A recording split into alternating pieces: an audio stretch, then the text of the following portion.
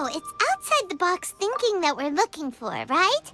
Hu Tao always seems to have a unique perspective, so let's make this our first stop. What? My ears are burning. Did somebody say my name? Yeah, it's Paimon and the Traveler. Oh, and Xiangling, too. Oh, of course, Hu Tao. Way outside the box. Meaning you're here for some other reason, right? How might I be of assistance? Well, Hu Tao, I wanted to ask you, what kind of food do you like? What food I like? Off the top of my head, I don't really have an answer. Wow, so even Hu Tao gets lost for words sometimes. Paimon sure didn't see that coming. Come on, even the chirpiest birds clock out for the night, right? I'm no different. Pretty sure clocking out isn't something birds do, but okay. Right! There's no need to overcomplicate it. Just pick a dish and tell me what you like about it. I'm doing some market research. I see. Launching a new dish? Well, let me say right off the bat, nothing weird, okay? Some poached fish, a side of shrimp dumplings. That is all you need. Poached fish and shrimp dumplings? That's a bit ordinary, isn't it? Well, it is and it isn't. Think about it. Poached fish is hot and spicy with a powerful aroma. It's a dynamic dish. Add a side of shrimp dumplings, and there's your static component. Got it? Dynamic? Oh, I can do dynamic. Mushroom slime stew it. No, not that kind of dynamic. A dish is more than substance, it's a mood. Poached fish is red and spicy. It elicits a response from the eyes, ears, nose, and mouth. That's why I call it dynamic. Shrimp dumplings are more subdued, clear and smooth with a pure and subtle fragrance. I call that static. Combining dynamic and static is how you create a perfectly balanced meal. A union between opposite but complementary features coexisting in perfect harmony. Paimon didn't follow that at all. But at the same time, it kinda sounded smart, so... Okay, dynamic and static. Opposite, but complementary. So is this just another way of saying you should keep everything balanced? You know, a little meat, a little veggie, a little salt, a little sugar? Bingo! Except I don't think you need to have a sweet dish for it to be a complete meal. Personally, I always skip dessert. Okay, I think I got it. At first I thought you were just goofing around, but actually you make a really good point. How did I ever doubt you, Hu Tao? Thanks. When it comes to telling tales, the storytellers have got nothing on Hu Tao. Sounds suspiciously like a compliment to me. I'll take it. Well, at least one of you gets it. Everything in this world runs on its own set of principles, be it the circle of life or sugar and spice. You either get it or you don't. Since the Traveler seems to approve, I'll make sure to factor it in. Paimon thinks we're pretty much done here now. Let's head to Boo Boo Pharmacy next. Boo Boo Pharmacy? Yeah, you'll definitely get some interesting responses over there.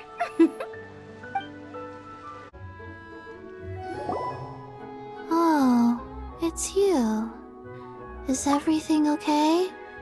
Why, if it isn't the special guest who seldom visit. Less busy than usual, I see. Yikes! What happened to Baiju's voice? Excuse me? The neck. Oh, it's just Changsheng. Welcome. Here to procure an herbal remedy, I presume? No. We actually came for the conversation this time. We're here to talk food. I'm entering this year's cooking competition, so I wanted to ask you both... Oh, wait, there's 3 of you. I wanted to ask the 3 of you what kind of food you like. Most astutely self-corrected. We shall surely supply our assistance. You need to know what food I like? It's all the same. No flavor. Chi-Chi has some gustatory dysfunction and can't taste any food. Make no mistake, she's not being uncooperative. Oh, I understand. That's fine. Still, I'd expect Chi-Chi to have some sort of dietary preferences, though. There must be some dishes that you like the sensation of. Sensation? Yes, there's one. Coconut milk. Nice and cold. Well, that doesn't help us. It's not a dish, it's a drink. How about you two? Any thoughts? I like bite-sized morsels of meat. I agree with Chang Sheng. Many of our patients are the elderly and young children. They find large chunks of fowl or seafood difficult to swallow and digest. Dishes where the ingredients have been finely chopped, on the other hand, are far more suitable for them. We also see plenty of people with colds and sore throats who find it difficult to eat rich food. From a purely pharmaceutical perspective, I tend to recommend soups and stews. Got it. Would that be medicinal soups and stews? Medicinal soup. I don't like it. I must apologize for having such a one-track mind. It's a little difficult to think about food without worrying about the health implications these days. We've had quite the endless stream of patients recently. If you ask me, I think the changing weather is to blame. That's okay. Everyone's input counts. Keeping it seasonal and suitable for all ages sounds like a pretty good idea to Paimon. Medicinal dishes have higher demands in terms of nutritional balance than the kind of food I normally cook. I don't usually focus on medicinal properties, but since this is for a competition, maybe I can score more points by taking both flavor and function into account. Food with substance. Always better. Everyone will like it. It's a great suggestion. Thanks, everyone. You're welcome. As long as we could help. It's great to have a doctor's unique perspective. I'm feeling inspired. Oh, how you flatter me. Receptivity to sensible suggestions make for a savvy chef. Oh, she is! Creating new dishes is Xiangling's favorite thing to do. You can be sure she'll put lots of care and attention into it. Everyone's got their hobbies, and mine is cooking. Usually I just go with my own ideas, but having a whole new perspective this time is sure to make a big difference to the end result. Great! That makes this whole trip worth it! Alright, time to move on to the next. So we've got an independent thinker's perspective and a health perspective. Next, Paimon thinks we should probably talk to some picky eaters.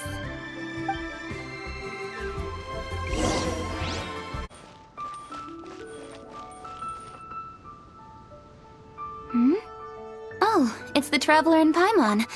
And Xiangling. Greetings, friends. It's been a while. Hey, what brings you here? Has something happened? What's with this great big stone on the ground? Long story. So, just to confirm, I will assume responsibility for handling this stone of unknown origin. Any objections? None here. You know how to get things done, Kuching. As long as it's with you, I can rest easy knowing that it's in safe hands. Should I take this to mean that you doubt the relative safety of leaving this in the hands of the Tianquan? Huh? Well, for starters, Kuching is the one who's always out running errands, rain or shine. Besides, you don't seem to give a wooden more about this whole thing anyway, so what's it to you? I was merely joking.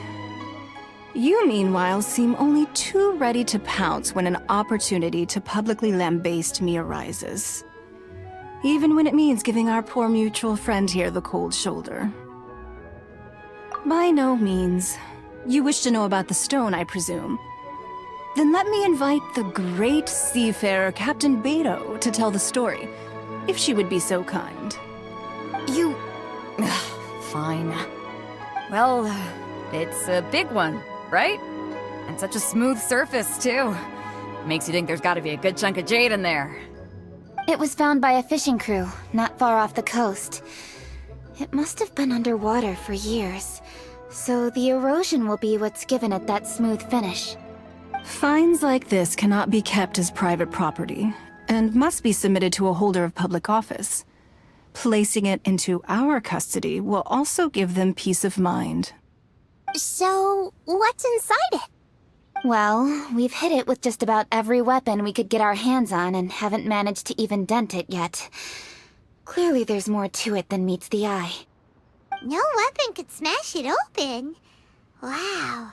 Paimon doesn't think we've ever encountered a stone like that before. Kuching has taken an unusually keen interest in this giant stone, which is why we are leaving the matter in her capable hands. Let's put that aside for a second. Traveler, what brings you here? Were you looking for someone? Actually, we were looking for all of you. We need all hands on deck here. Oh? Hopefully not because there's been some sort of cataclysmic event. No, nothing like that. Paimon's just getting carried away. I just wanted to ask everyone about their food preferences. Food preferences? That's a little unexpected. I have rather simple tastes. Precise, pure, smart, and sophisticated. That is all I require. That's your idea of simple, huh? I summed up my culinary requirements in 4 words. Is that insufficiently simple for you? A few weeks out on the open ocean would fix your flawed definition of simplicity, let me tell you that. What about you, Beto? Me? If it's freshly cooked and piping hot, that floats my boat. If it's got a little chili pepper in there too, I'm one very happy captain. Paimon thought you would have said bar food. Oh, bar food works too. As for me, it's got to be seafood. Okay, got it. So, seafood, piping hot, and, simple but sophisticated. And that's where I would disagree. Traveler, surely you've heard of golden shrimp balls. Oh my, they're my favorite. You need to wash and devein the shrimp, wrap it in finely sliced potato strips, then deep fry it to perfection. There's no room for cutting corners. They're very precisely put together. They taste pure, the presentation is smart, and the skill needed to cook them is highly sophisticated. It fits Ningguang's forward summary to the letter.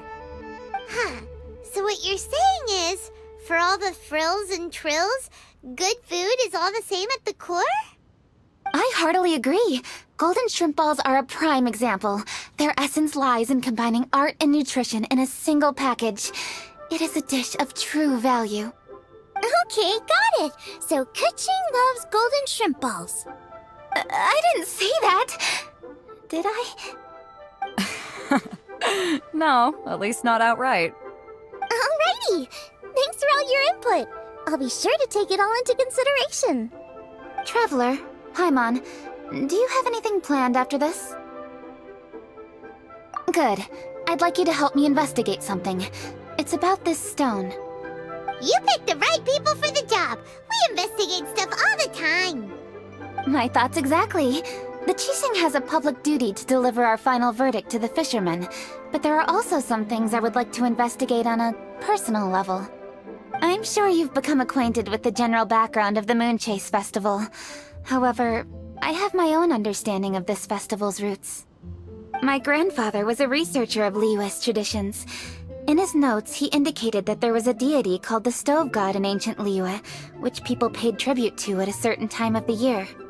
Very few written records make mention of the Stove God, and those that do are notoriously confusing. Some scholars believe that the Stove God was just another title held by the Lord of Geo, but others suggest that this was a different deity altogether. One folktale even claims that the ancients found the Stove God's shrine, but there was no statue, only a huge, smooth slab of stone. Shortly after it was found, the stone was lost in transit, and it hasn't been seen since. This stone here has all the same features, so I suspect it could be the one that went missing all those years ago. After many years of researching ancient texts, my grandfather came to believe that the practice of paying seasonal tribute to the stove god may be best described as a festival. He called it the Stove God Festival. That would make it the forerunner to the Moonchase festival we know today. But this is all just theory and conjecture. To prove any of it, we'd need to start by identifying who the stove god really was. Now that Rex Lapis has passed on, and Liwa has entered the age of humankind, his successor should continue to respect our nation's culture and traditions, just as he did. That's why I think the responsibility for this situation should fall to me. It's a chance to shed light on our history, revitalize an ancient tradition, and possibly prove my grandfather's hypothesis along the way. With any luck, we'll nail all three in one fell swoop. It was just a couple of days ago that we received this stone. Right after we decided to use food as the central theme for this year's festival. It makes me wonder. Maybe a divine will is at work behind all of this. 3 birds with 1 stone, huh? That's pretty efficient, even for cooking.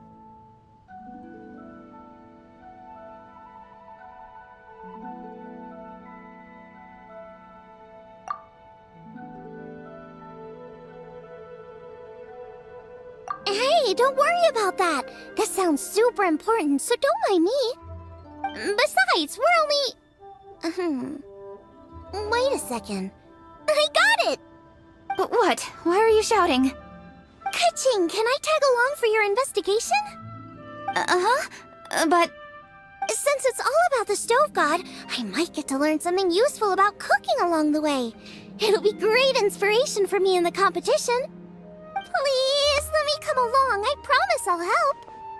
if it means that much to you... Okay, I suppose you can come. Really? Yay! Thank you so much! You're the best! Now that that's settled, time to get going. Jingsa Village is said to be home to a lot of historical texts, so I'd like to start by making some inquiries there. Alright, then it's off to Chingsa we go!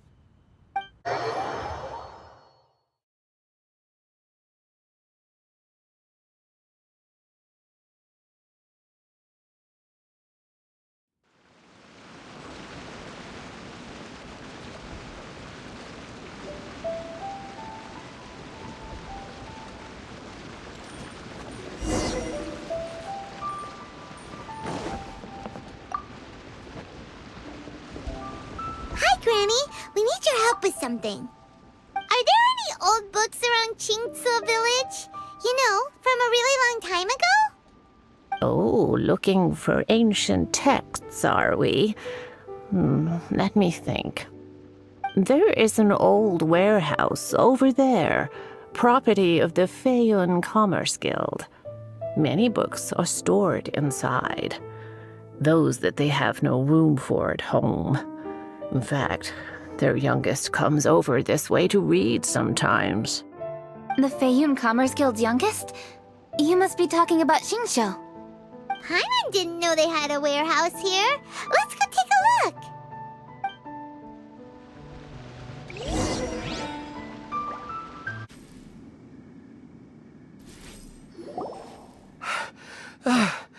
I've come here to clean the book warehouse plenty of times before, but this is the first time I've run into these crooks. Are you all right? I am, thanks to all of you. Hey, wait a minute. You're the Traveler, aren't you? And you're with... Lady Kuching. An honor. Truly an honor. We'll try not to take up too much of your time. I understand that this book warehouse is the property of the Feiyun Commerce Guild. Could you advise whether we might find any text relating to the stove god in this collection? The Stove God? I heard that's the Lord of Geo, right? Huh? Really? Yeah, a friend of mine who conducts research mentioned it once before. We use stoves for cooking, and stoves are built from rock. Some people think that the stove is a gift from the Lord of Geo. And that's why they call him the Stove God. Seems logical enough. But do you have any books on the topic? I'm sorry, I'd have to ask the young master about that. Oh, any questions? Please, ask away. Hey, it's Chongyun and Xingqiu! Hello, one and all.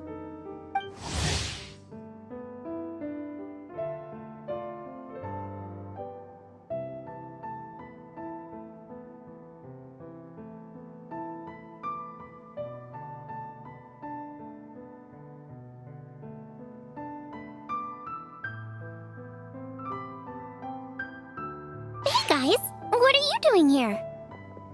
I was bored with nothing to do, and thought I'd come out this way for a bit of reading.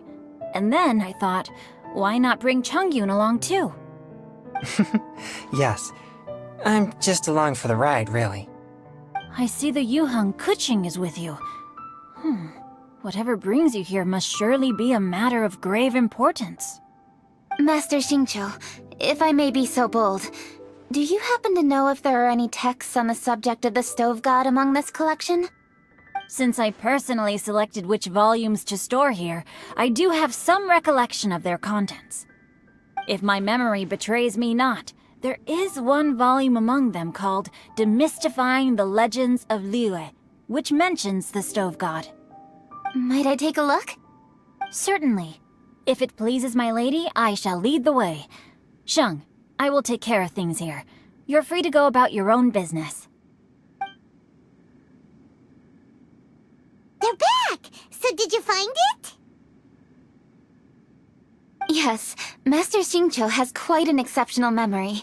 Demystifying the Legends of Liyue does indeed mention the Stove God. However, it says the following.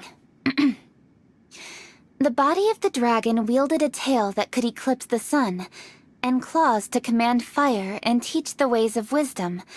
Receiving the gift bequeathed unto them, humankind cooked food with fire, and thus did they prosper. The body of a dragon? The stories about Rex Lapis say the same thing. That much is true, but this is the only passage in the whole book. If we want to find out more, we'll have to continue our investigation. There's nothing further to discover here. It seems we'll have to look at other options. I come from a long lineage of exorcists, and our family too has amassed a number of ancient texts. Now that you mention the Stove God, I seem to recall reading somewhere that this god once appeared at the Guili Assembly. Of course, I can't say if it's true or not. Books are penned by people. All they can do is show what the author was thinking. Everyone's mind is different, so every book on a given topic will give a different account. I apologize that we could not help in a more substantial capacity. Your help thus far is quite ample. Liyue is a vast and rich land.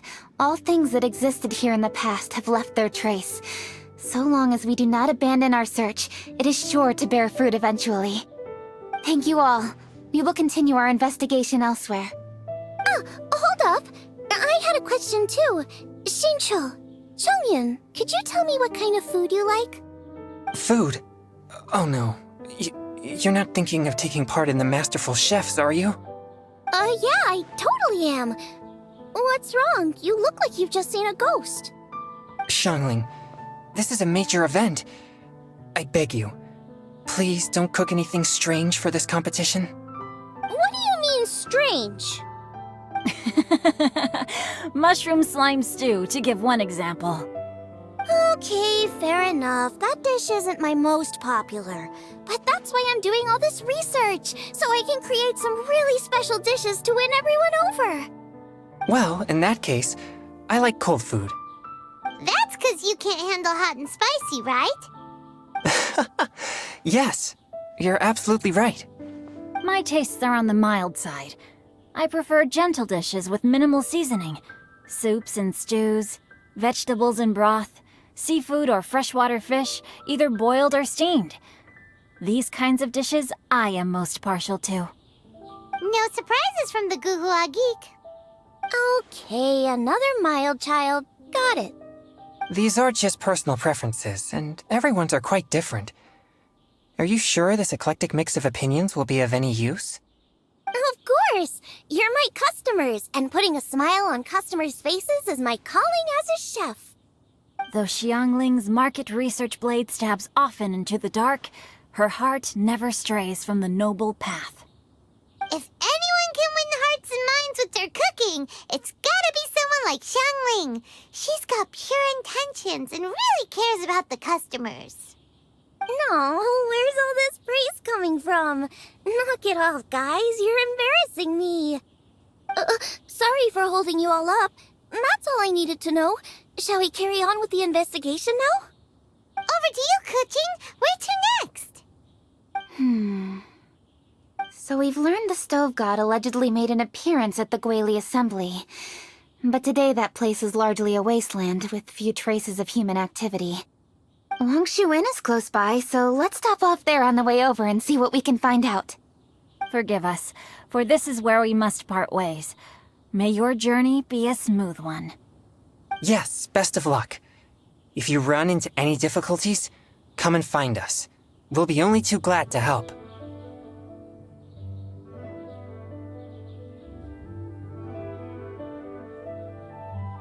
Let's go! Next stop, Wangshu Inn.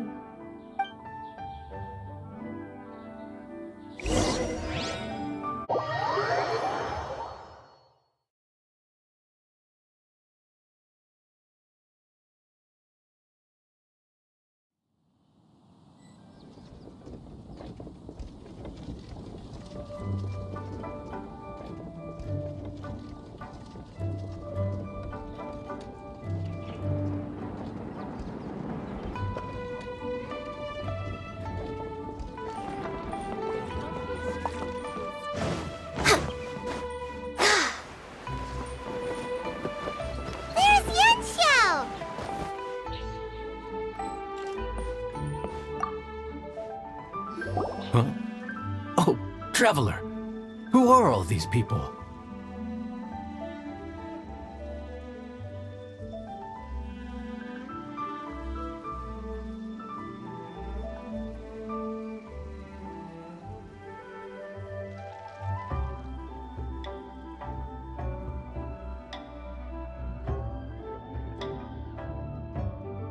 Friends of ours!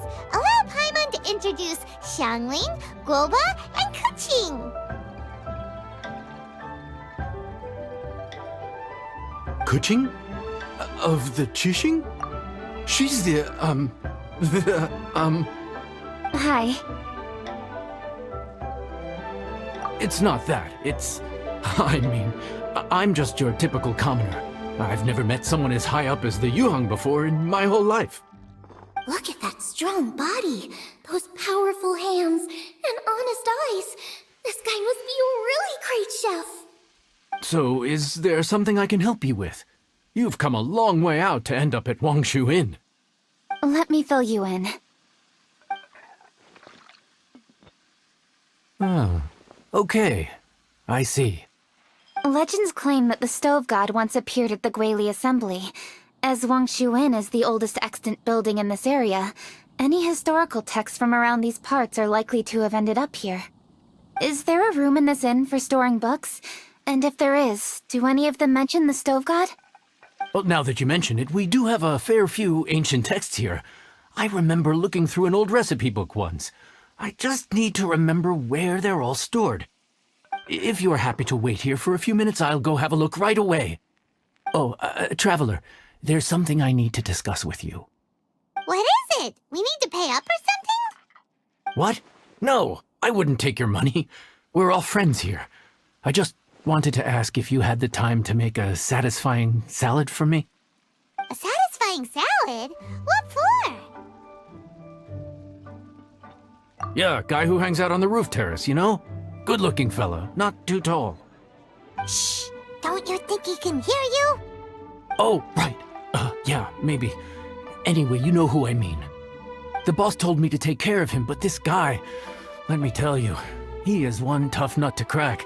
He usually turns his nose up at everything that isn't almond tofu. But the boss tells me you once made him a satisfying salad, and it all went down so well. So I was thinking, could you teach me how to make it too? That way, I'll have something else in my arsenal. Oh, so this is for show! You guys really look after him, huh? Well, that's life, right?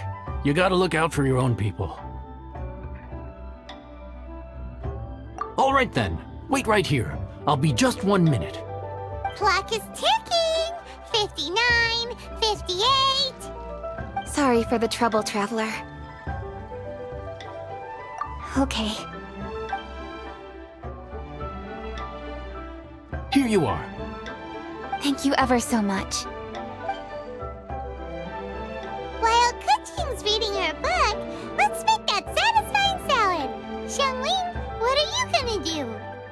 I'd love to come watch too, but I don't want to get in the way, so I'll just stay here with Kuching. Okay, shall we go then? Go ahead and get started. I'll just watch from over here. I only need to watch you make it once to have it committed to memory. That should do it.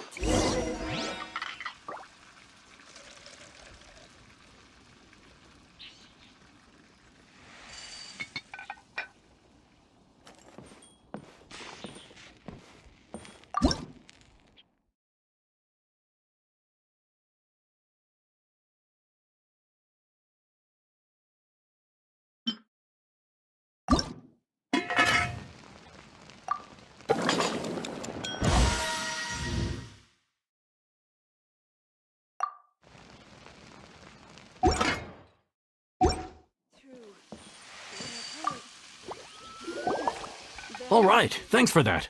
I think I've got it now. You got all the steps down, right? Of course. Don't forget, I am the best chef around these parts.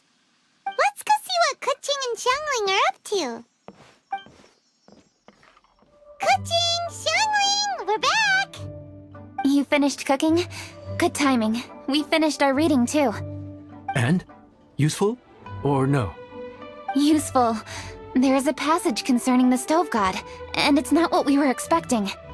I quote, 60 miles to the northwest is the Guili Assembly. Many were settled there, where they hunted in groups, farmed the land, and made their living from what the soil yielded. When the stove god descended, one god became many, all of which were the height of children. As does a star when it descends into the world, so the stove god went out among the common folk and taught them to create fire. With fire, the people at last learned to make hot food, and they dined on rice congee and cooked meat thereafter. This is a radically different account from the one given in Demystifying the Legends of Liyue, and also a conflicting one.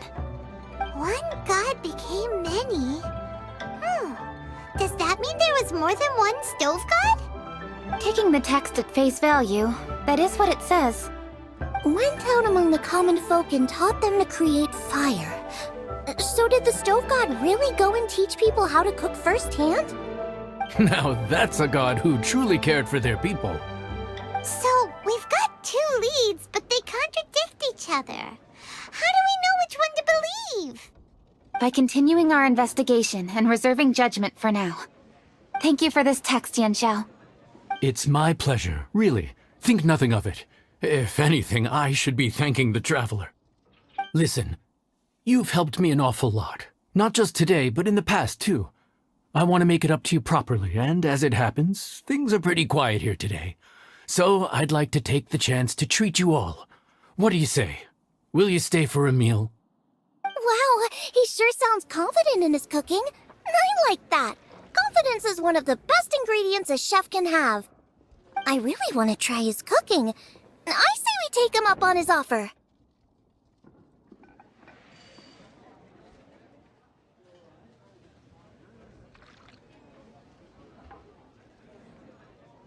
It's hard to refuse a generous offer like that.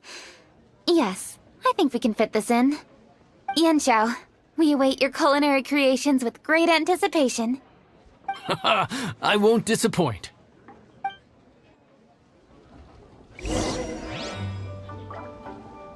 Moonchase is the best place to watch them. That's why our rooms are already booked out.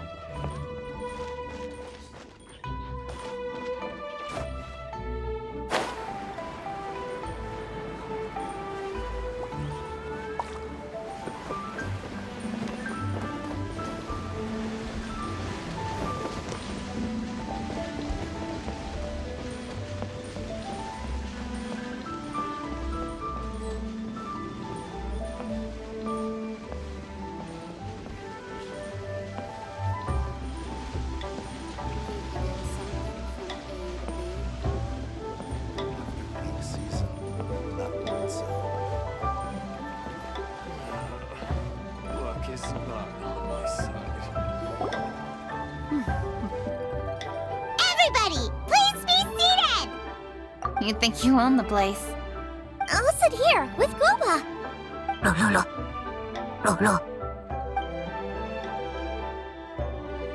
Here we are. That's everything you ordered. It all smells amazing. I think I've met my fellow finalist. It smells beautiful. Strange. I never would have guessed that such a gifted chef worked here. This inn isn't particularly known for its food. Everyone likes a good meal, whether they're staying the night or just stopping by for a bite. We call it an inn, but the fact is it's much more than that. We have to cater to all aspects of daily life to make this a true home away from home. Please enjoy your meal at your leisure. I should get back to work now. Yanxiao, are you taking part in this year's Masterful Chefs? Huh? You too? Yup, I've signed up already, and I've got my eyes on the prize. Your cooking's delicious, Yanxiao. I'm really looking forward to seeing you in the final. Huh. Interesting. All right, I'll see you there. What was that? Some kind of power move? No, it seemed more sportsmanlike than that. Yup, he's a really talented chef. His food was excellent, and it showed he has a level-headed personality. That's the kind of chef that could be a match for me. I haven't had any competitive cooking experience since my cook-off with Brooke in Springvale. You're too kind. Guoba, what are you doing? Guoba's eating the... Those were Kuching's! How could you steal them while she wasn't looking? Oh, my golden shrimp balls. Huh? You ate every last one? Oh, Guoba, we've been through this. When we're with friends, you gotta be on your best behavior, okay?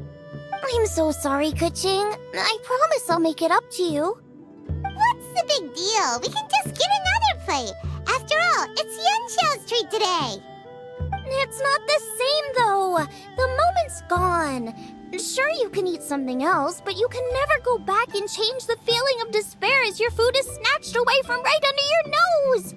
The dining experience is a trinity of emotion, food, and atmosphere, and you've got to have all three to make it work. I have to say, now that you mention it, that is a very accurate appraisal of the situation.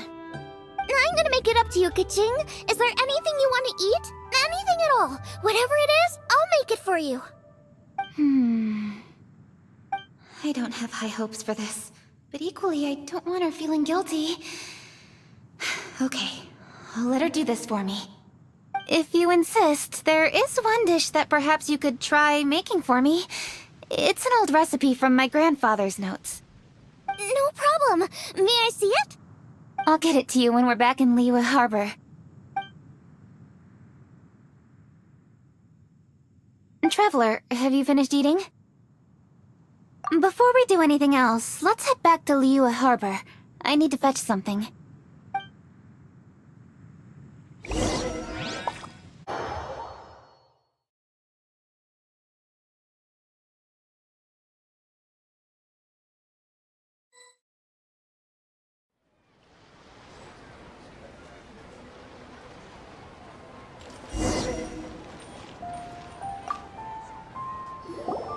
I need to go home to fetch my grandfather's notes.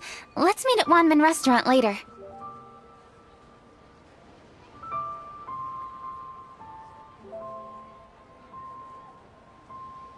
Great! I'll go get everything ready. Traveler, what about you? Are you gonna do your own thing for a while, or do you want to come in and have a seat? I actually have something to discuss with him. You go ahead. We'll join you later. Okay, gotcha. Traveler, come here for a moment.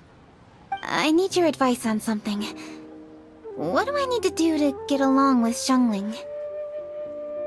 Seriously? That's what's stressing you out? What's so strange about it?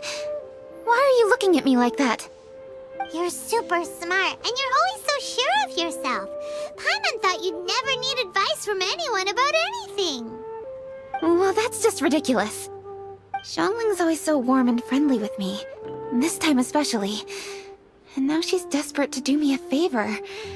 So, is that supposed to mean... we're friends already? I'm just not used to dealing with people who are so warm right from the get-go. How exactly am I supposed to respond to that?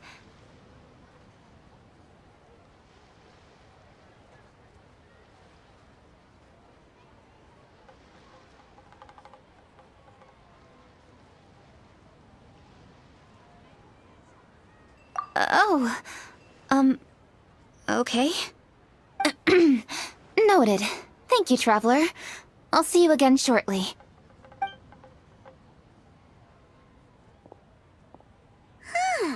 What's making Kuching so self-conscious? Paimon thought nobody would be able to get under her skin.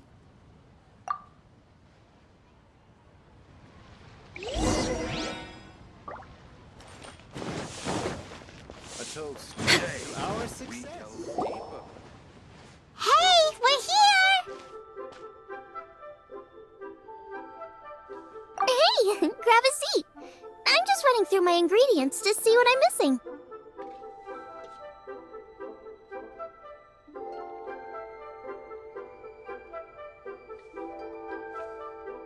Oh, we're gonna do this now? What is it? But this is your idea! Why you gotta dump it on Paimon? Ugh. Okay, so back at Longshu Inn, we noticed you and Kuching were getting along pretty well. So you really like hanging out with her, huh? Yep. Kuching's good-natured and easy to be around. The kind of person everyone wants to know, right? You're a braver person than Paimon. The first time we met Kuching, Paimon found her pretty intimidating. You think so? I remember thinking straight away that she was really easy to get along with. Didn't you see her sneaking treats to Goba back at Wangshu Inn? Yeah, she's great. We know that now. We're just talking about first impressions. First impressions? Oh, okay. Hey, have you guys eaten grilled shellfish before? They can be hard to crack at first, but they taste amazing that way. We've eaten shellfish before, but I don't think we've ever tried eating them grilled. Oh, you're missing out. I'll grill some for you another time. But anyway, Kuching's like a shellfish. Maybe a little closed off at first, but once you get to know her, she's got a soft and squishy side too. Not to mention that even after her favorite food was stolen away, she was still happy looking after Guoba. I'm really grateful for that. You make a good point. You know, Xiangling's intuition for people seems really spot on. Is that why she took a liking to Kuching so quickly? All right, let's see. We're okay for carrots and crab, and we still got some ham and mushrooms. I wonder what Kuching's recipe is gonna be. Huh? What was that noise? What's going on? What the? That bird is huge! Ah, it's the ladybird! Excuse me, one shall not be addressed in such a manner. One shall be known as Adeptus, whose name, should you care to mention it, is Cloud Retainer. Cloud Retainer? That does sound like an Adeptus name. Well spoken. One shall let this young lady's enlightened words atone for the ignorant ones of her friend. A while it has indeed been, traveler. Does one surmise correctly that you hasten hither to partake in the Moonchase festival? Ah, so even the illustrious traveler has been summoned to attend the Moonchase festival. As expected, this year's theme stands proud against the test of public scrutiny. The theme? You mean Feast of the Bounteous Land? The very same. Moonchase Festival falls during the season when many cooking ingredients are ripe. Hence, it is a fitting time to enjoy the finest of foods. One noticed the relative pomp and ceremony with which this year's affairs are being conducted, and could not abide to stand idly by. Let it be known that one's culinary proficiency and ingenuity is uncontested in all the world. Thus does one now appear in this realm, that those who inhabit it might witness one's latest creation, a supreme cuisine machine. A supreme cuisine what? What's a supreme cuisine machine? Patience. One's purpose here today is to meet and to greet. Nothing further. All shall be revealed before your very eyes when the time arrives. Traveler, you are one who has witnessed much of the culinary world. When the day comes, one would be most pleased to see you in attendance, offering your most vociferous ovations. Oh, so we're officially invited? That which is implicitly understood needs not be made explicit, let alone official. I shall say no more and dwell here no longer. Await my word. Be there or beware. This bird always disappears just as quickly as she shows up. Wait, not bird, Adeptus. Hey, wait! Isn't she technically an illuminated bird, though? She seemed like someone very prestigious and very talented at cooking. She definitely loves her food. What are you all huddled together over here for? The Adeptus left already. Yay! Kaching's back! Sorry I kept you waiting, Xiangling. This is the recipe from my grandfather's notes. They're not in the best condition, so rather than bring them out of the house, I just transcribed the recipe. Unfortunately, the texts my grandfather worked with were very old, usually faded, damaged, or both. Some parts are missing from this recipe, too. Do you think you'll still be able to work with it? Oh, okay. Let me take a look. Give me some time. I need to look into it. Sorry for the trouble. You're all here? That voice sounds familiar. Sorry to interrupt your conversation. I was in the area buying a few things, and I heard the disturbance, so I felt compelled to come take a look. You mean Cloud Retainer? I saw her too. She just suddenly showed up right in the middle of the street.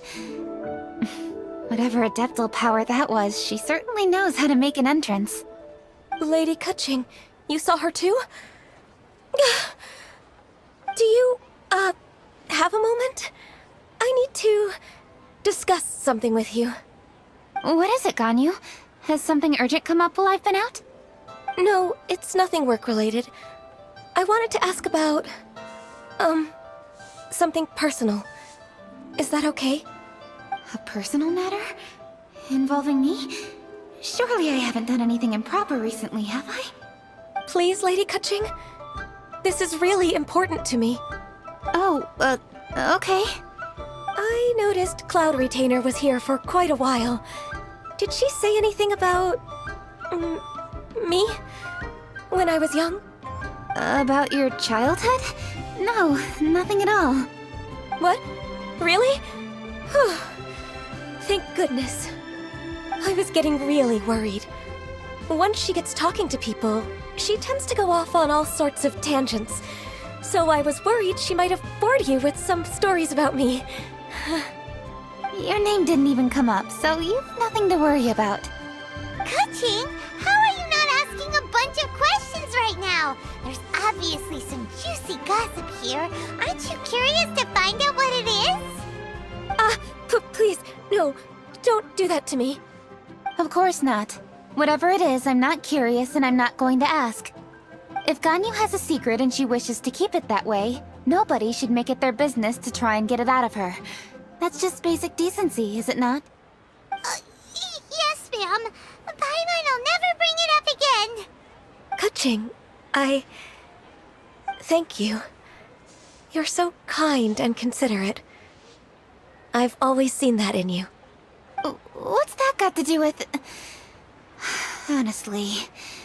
Go on, you should be getting back now. Oh my, you're right. I should.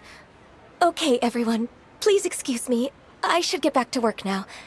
Take good care of Kaching for me. Hey, what are you trying to say? Don't worry, Ganyu. We will. Thanks. Hope to see you again soon.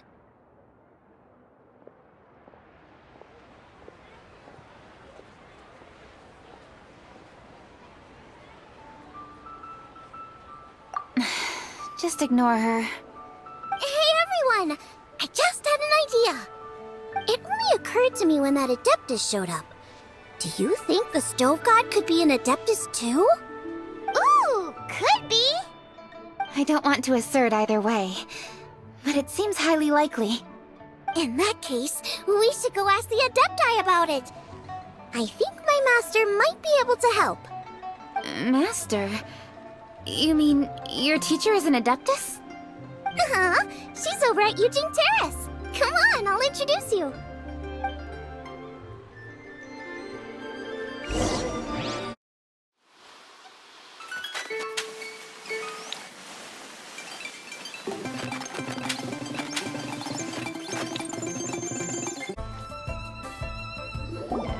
Master!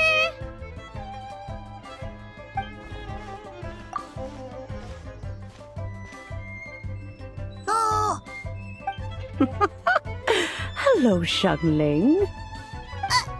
Madam Ping is Xiangling's master? I did not expect that.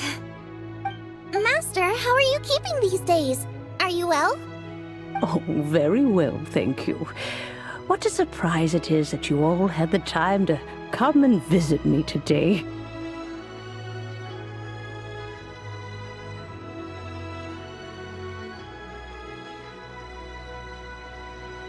Hello. Master, we came here because we have a question for you. Do you know about the Stove God? Of course I know the Stove God. Does this mean you know them personally? Ah, I see. It's the Moonchase Festival, isn't it? How interesting. So you came to hear some stories about the Stove God. That's right. We're investigating something that happened recently. I see.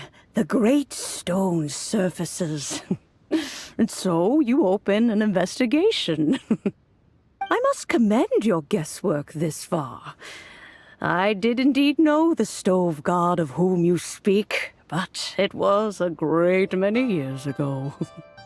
Moonchase was originally a rite observed by the Adepti, not something in which the ordinary people of Liyue would ever partake.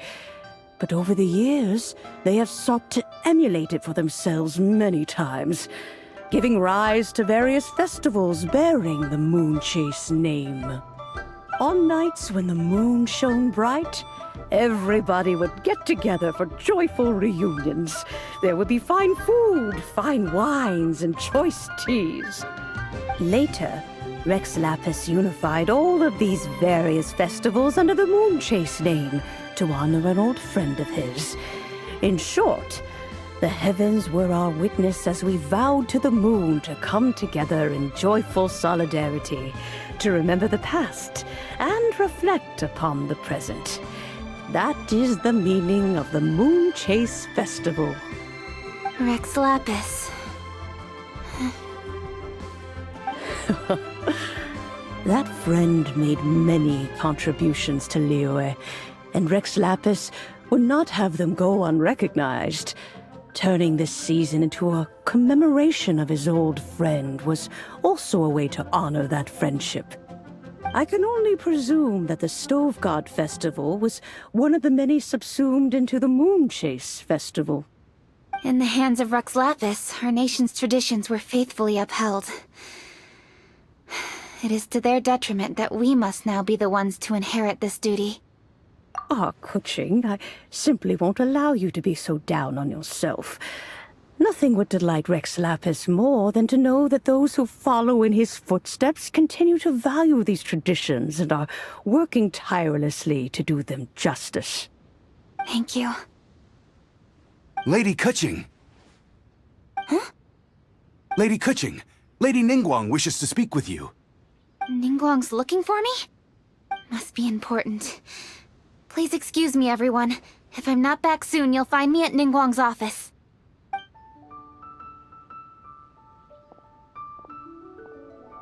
There she goes. Kuching's a lot more serious when she's got her work face on. Do you want to know who Rex Lapis's friend was? Oh! Hi, guys! Yes, precisely. There are few genuine coincidences in the world. The story of the Lost Festival and the old friend are indeed one and the same. The Stove God was a good friend of mine, too.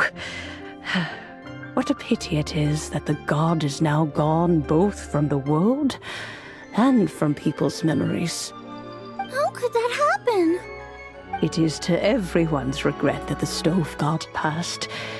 But gods cannot be fully destroyed, and we made a pact to wait until the land became fruitful once more.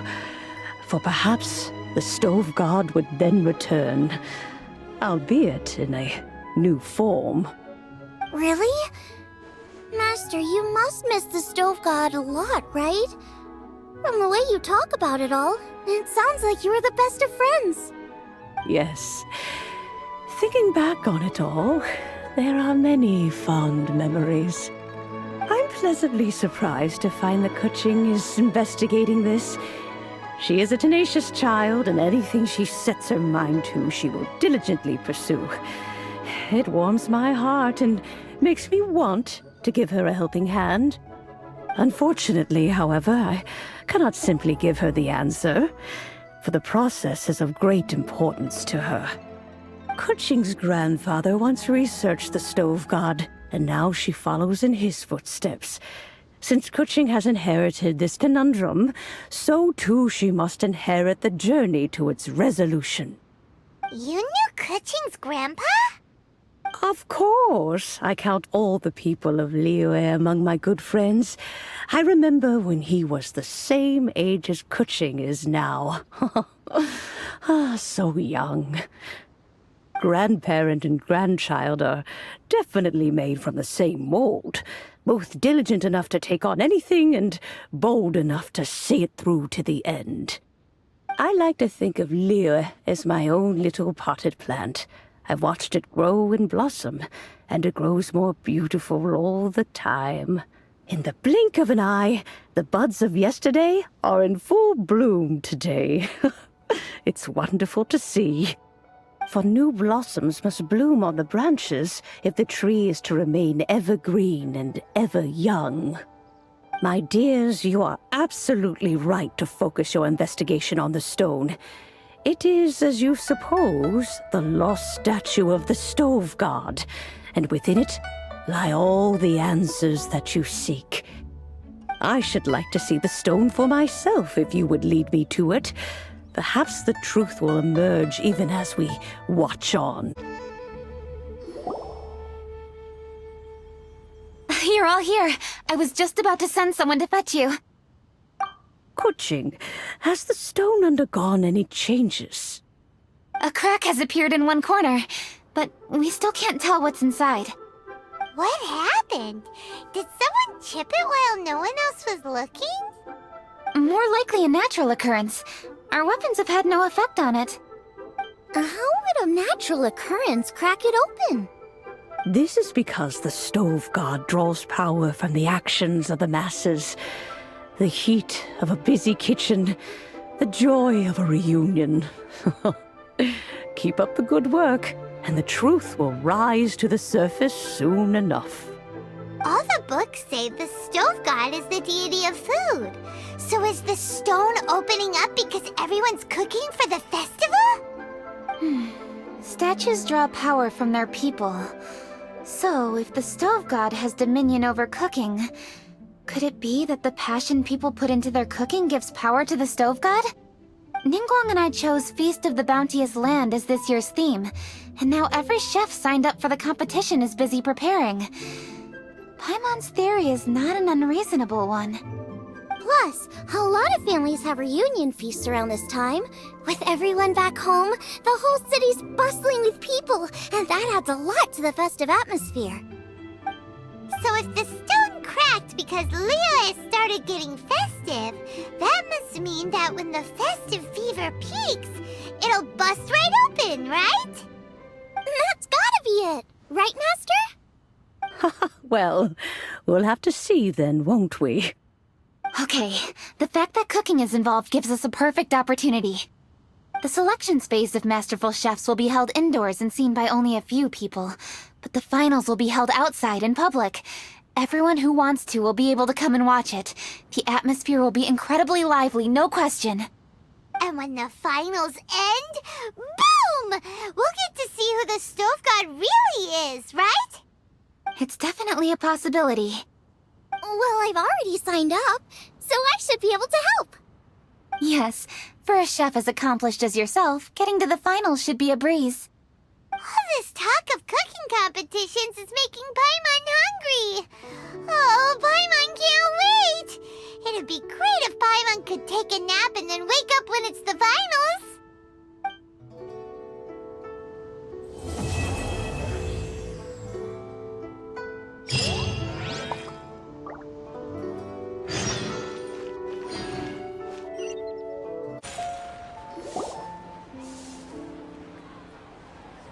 Youngling, we're here! Traveler, Paimon, did you hear the news? I made it through the selections for Masterful Chefs. Really? Woohoo! That's great! It was a total breeze. I wasn't even trying. But a true champion never rests on their laurels. I'm still gonna need your help to prepare for the competition. I made a few new test dishes, and I was hoping everyone could try them and give some feedback. Traveler, you want to be the first? Oh, yeah, we did. And anyway, we get to eat your food all the time, so we're biased. You should find some other people this time, just to play it safe. Good idea. Okay, let me think. Let's get Beto to try it first. Beto! Yep, you can definitely trust her opinion. Let's go find her. Right now, she should be down at the docks. Let me box up this food real quick, then we can head on down.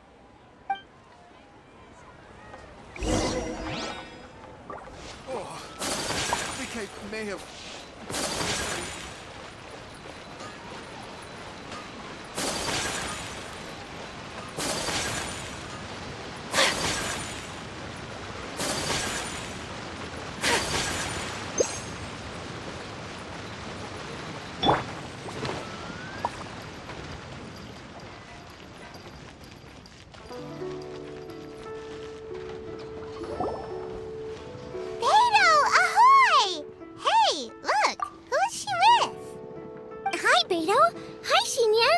Interrupting anything?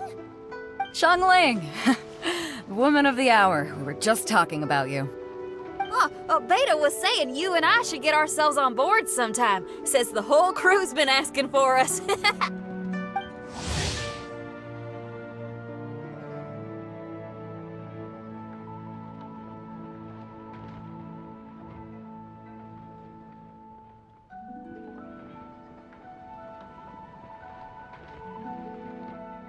Seems like you three go way back. Oh, we really do! Beto and Xinyan are two of my oldest customers, and I've helped out in the kitchen on board Beto's ship in the past. Recently, Xinyan's been planning to do a show on board, too. That's the plan. Good music's meant for sharing. You guys should check it out sometime. Will do! But I came here today because I made it into the Masterful Chef's finals, and I was just trying out some new dishes to bring to the competition. Can you have a little taste and give me some feedback? Sure, beats drinking on an empty stomach. Oh, about time. I'm starving over here. Let's see what you got.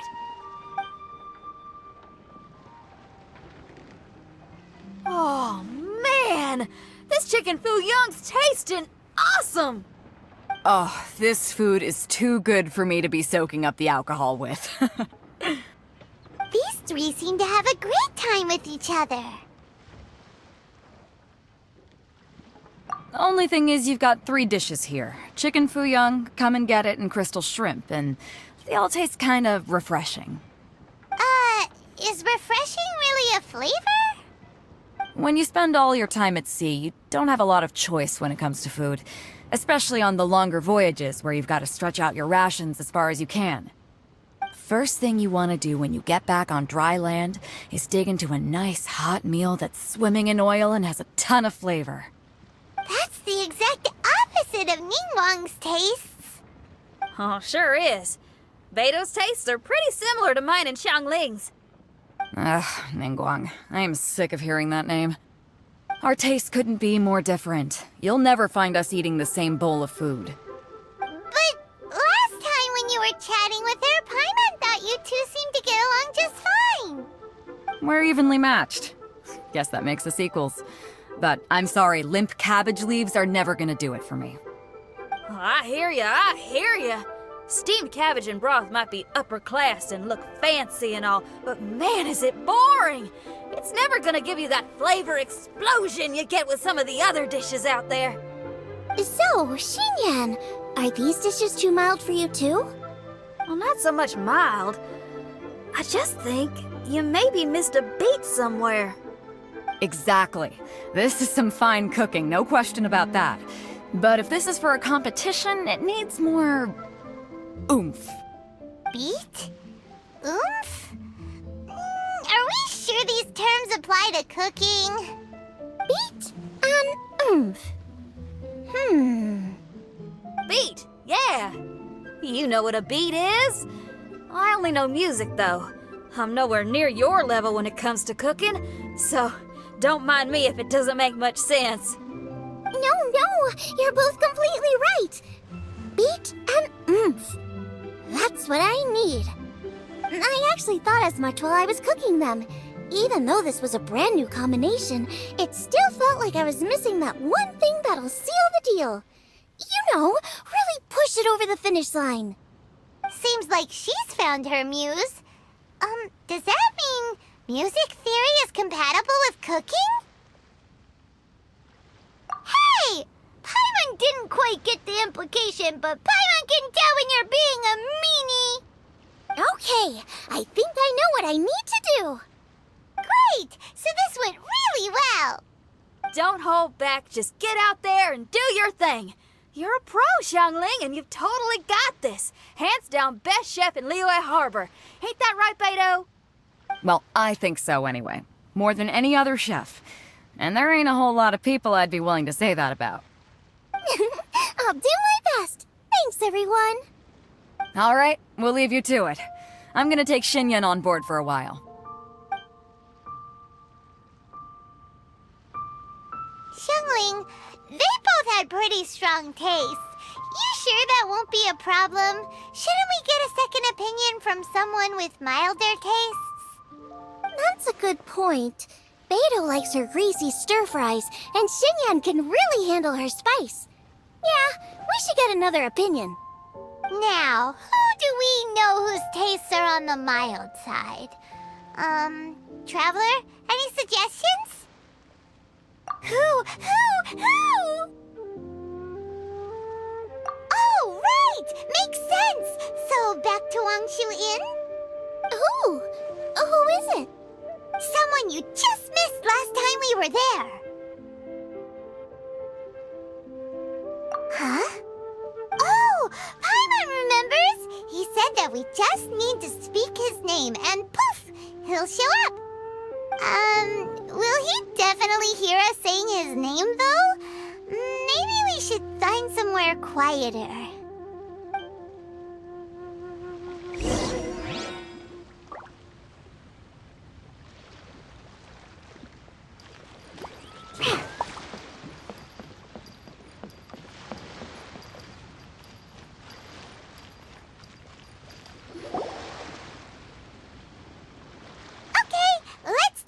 Shouting his name!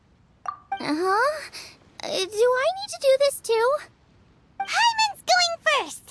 Ahem.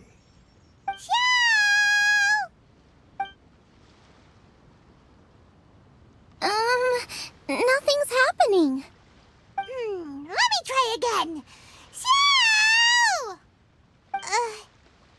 That's weird. Does he not want to hang out with us? Wait, so let me get this straight. Some guy with special powers promised you both that you just need to shout his name and he'll show up? Well, not both actually, just one of us. Oh, right. Well, you should be the one to try it then. Paimon clearly just doesn't want to feel left out.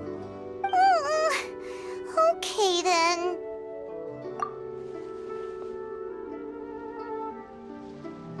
You called?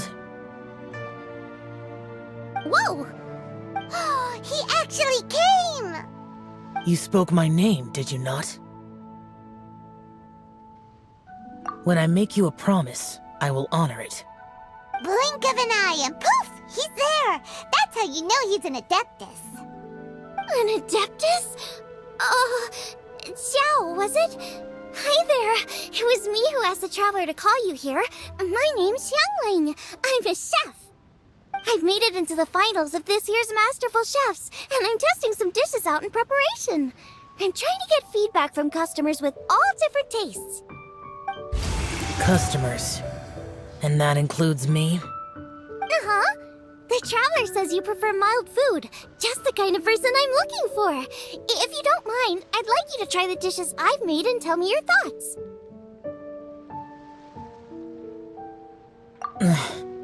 Since it's you, I will do it. Yay!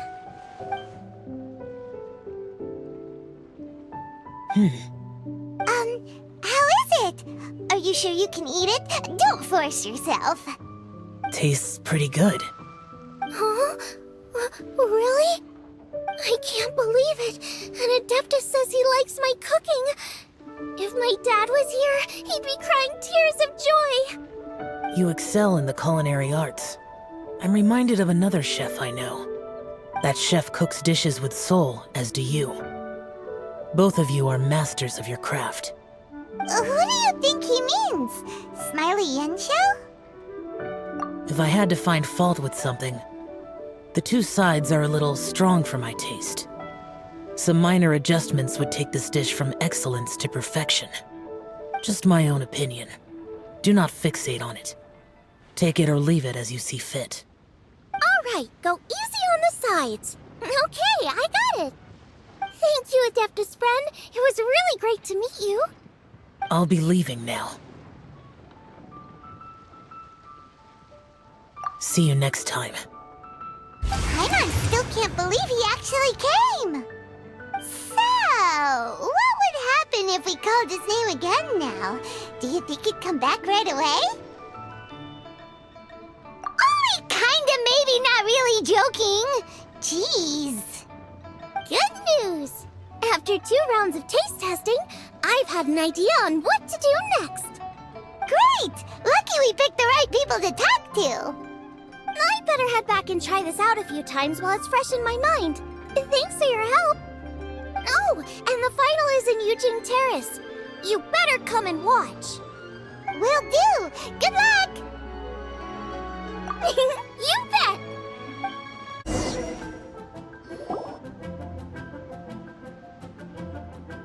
Welcome, everyone, to the Masterful Chef's Final. At the appointment of this organizing committee, I am your host and officiator, Yanfei. Hey, Yanfei's here too! This event is brought to you by the Liyue Qixing in collaboration with a number of participating enterprises. The competition is divided into the selections phase and the finals. We saw many contestants from all over Liyue in the selections process, and all of them were outstanding chefs in their own right. Of those, the 2 strongest participants were put through to today's finals. In just a few short moments, the finals will take place right here before your very eyes. As the officiator, it is my honor and privilege to represent the organizing committee and indeed the people of Liyue in overseeing today's proceedings. Next, please allow me to introduce the judges. There will be a select panel and an audience panel. The 3 members of the select panel are the Tianquan, Lady Ningguang, the Yuheng, Lady Keqing. And last but not least, gourmet connoisseur, Uncle Tian. In addition to these three, 10 judges will be chosen from among the audience to sample our contestants' dishes and cast their vote. That makes a total of 13 judges, with 13 votes between them. Each judge will vote for their preferred finalist, and the one who receives the most votes will be today's winner. It's all so exciting! And now, please join me in welcoming our two contestants into the arena. Come on out! To my left, a competition favorite down from Dihua. Life's harsh when you live on a marsh, but this kitchen ace will put a smile on your face. Please welcome Smiley Yanxiao. Hi, everyone. Whoa! Yanxiao made it into the finals too! But what's up with him? He seems really nervous. Yanxiao! Chin up! Shoulders back! Everyone from the inn is super proud of you! Huh? Oh. And to my right, a stalwart of Liyue Harbor culinary scene, a little feisty with a whole lot of spicy. Give it up for Xiangling! And her mysterious assistant, who knows who? Hi, my nose! It's Guoba! Hey, everybody! I'll do my best! Contestants, please repeat after me. As a finalist in Masterful Chefs, I solemnly swear to commit myself fully, compete fairly, and abide by all competition procedures. As a finalist in Masterful Chefs, I solemnly swear to commit myself fully, compete fairly, and abide by all competition procedures. As a finalist in Masterful Chefs, I solemnly swear to commit myself fully, compete fairly, and abide by all competition procedures. And I, for my part, promise to uphold the principles of fairness, impartiality, and transparency in my officiation of the proceedings. Now, I will hand things over to the select panel judge, Ningguang, for the announcement of today's theme. Thank you all for being here today at the Masterful Chefs Finals. I am the Tianquan Ningguang. The organizers have chosen the theme for today's event, and that theme is of Earth and Waterborn. Of Earth and Waterborn. Just like the Feast of Bounteous Land. It really captures the spirit of this year's Moonchase festival. It's like surf and turf, but the deep and meaningful version. The rules are simple. The one who receives the most votes wins. Tailor your dishes to the judges' preferences, or win over the audience with your originality. The choice is yours. Well then, I look forward to both of your contributions. Contestants will have 1 hour of cooking time available and may only use ingredients provided by the organizers in their dishes. I trust this is no problem. Okay, without further ado, let the cooking commence. Begin!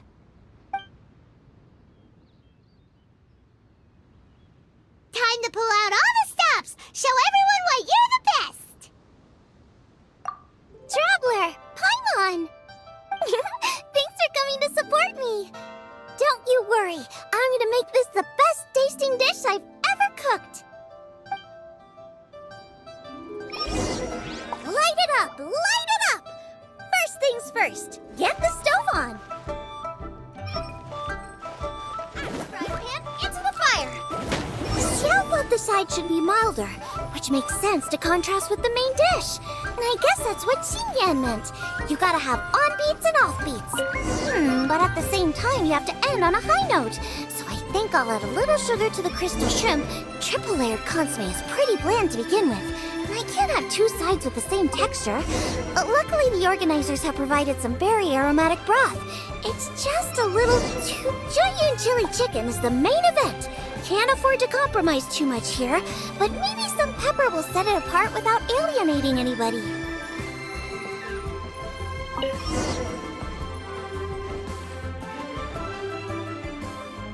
Huh? Oh, Yanxiao. He doesn't look so good. La la la. Ah, Guoba. Whoa, Whoa, what's this? Hold up.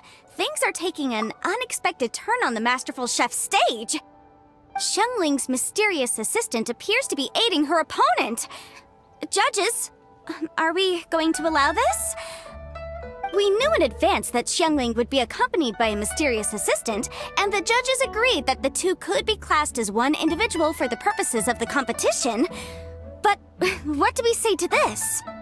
I take no issue with it. In any case, the assistant hasn't done much in the way of assisting. No competition would be complete without a little drama. All a part of being young.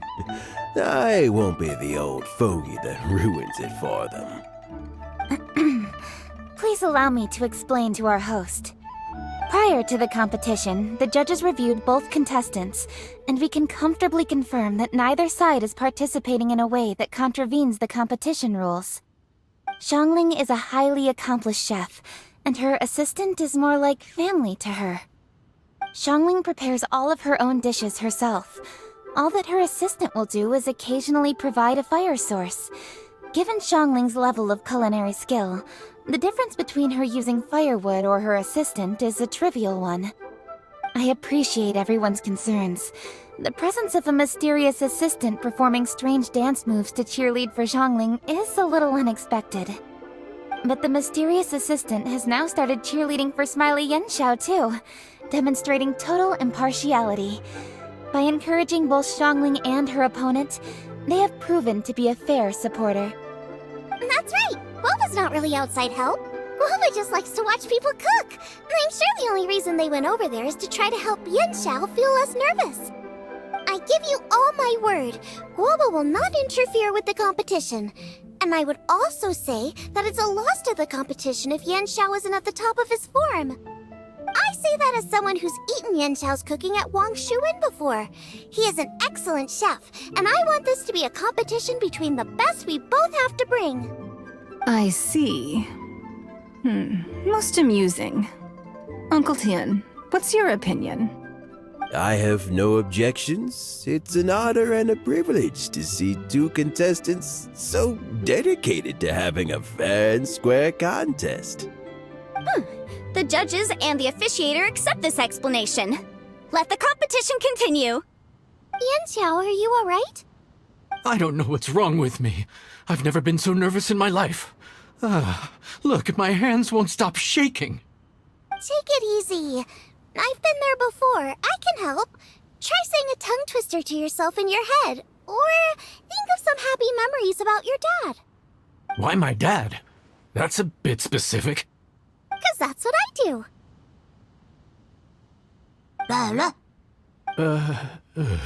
I guess I'll think of my mom then. Anyway, you should carry on. I'll be fine. Don't hold up your own dishes on my account. Nothing's being held up. I'm finished already. Huh? Oh, right. Then I need to focus up and win this thing. There you go. That's the attitude we want. You're a very capable chef, Yanxiao. So come on, show everyone what you're made of, just like you showed us last time at Wang Shuwen. Yes, you're right. I can do this. I can do this. Thank you, Xiangling. And thanks to your, well, thanks. Time for me to get cooking.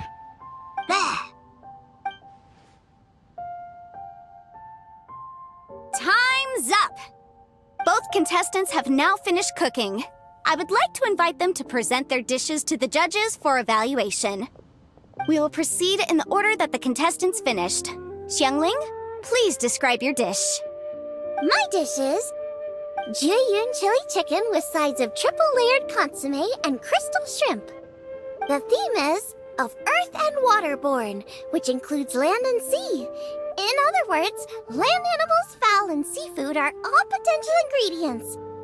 My main dish, Jieyun chili chicken, is a combination of fowl and chilies.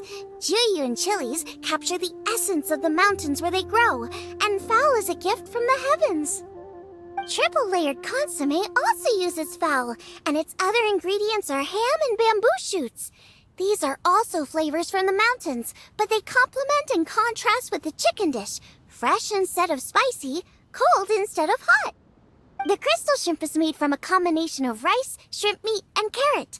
A thin, translucent skin wraps diced carrot and a whole shrimp, fresh, crispy, and tender. Shrimps are a gift from the ocean. Tightly wrapping them in a skin made from rice makes this dish a blend of land and sea, fresh with a hint of sweetness. It's the perfect note to end this course on. Ooh, a strong delivery there from Xiangling. Let's see what our next contestant Yanxiao has to say. My dish is Adeptus Temptation with a mint salad and golden shrimp balls. As Xiangling says, earth and water means land and sea. So birds, land animals, and seafood were also the ingredients I incorporated.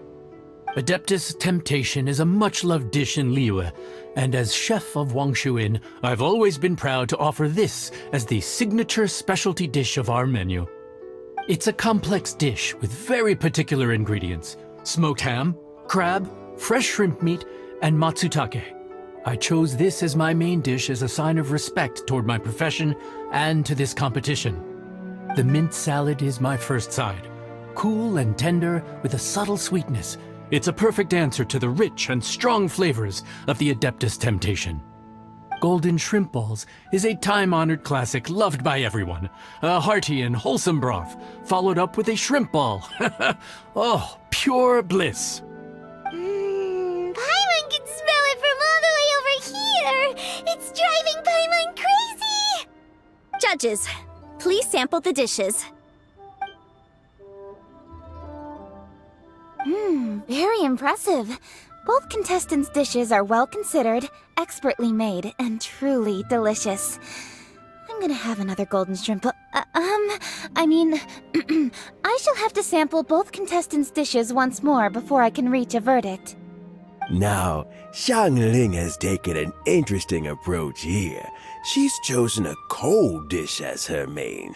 I have to say, that's a bold move. It's also a unique take on Jueyun chili chicken. Although the dish as a whole is served cold, the chili peppers have been stir-fried, and so they're still just a little warm on the inside. You get a nice crunch as you bite in. Then you get the spiciness and warmth all coming in together, and then just a hint of that wonderful pepperiness to top it all off. It's quite simply extraordinary. This Adeptus Temptation is quite exceptional. The triple layer consomme is also a very superlative contribution. Excellent flavor, well balanced between sweet and savory. Yes, the standard is very high. Judges of the select panel, I will now ask you to consider your votes carefully before writing them down and handing them to me. Also, the organizing committee has selected today's audience judges, and they are now evaluating the dishes. Everyone who's been lucky enough to sample today's dishes, please consider and cast your vote independently. How are we not involved in this? Why didn't they pick us to be judges? Paimon has buckets of passion and oodles of expertise when it comes to food. If they don't want Paimon, it's their loss. Yippee! For all the chefs there are in the world, and for all the amazing dishes they can cook, the fact remains that you're the one who treats Paimon the best.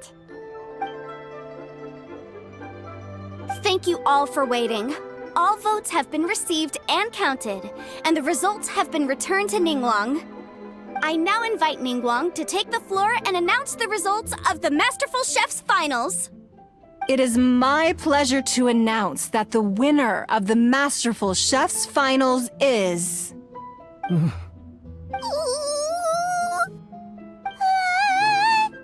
by a mere 1 vote margin, Xiangling! Wow!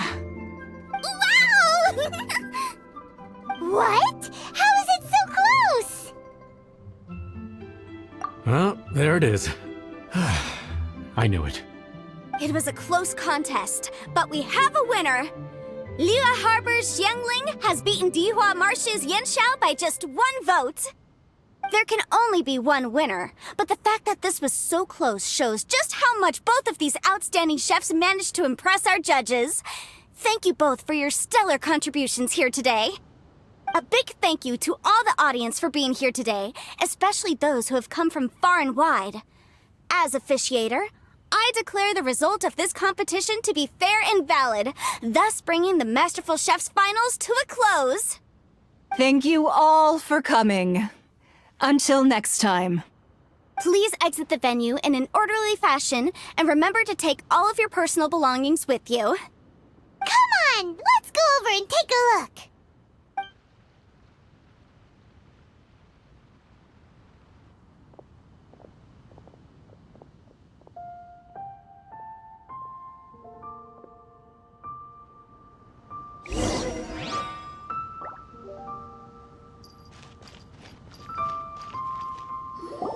Looks like I won this time, Yan Xiao. But I'd still like to try your dishes, if that's okay.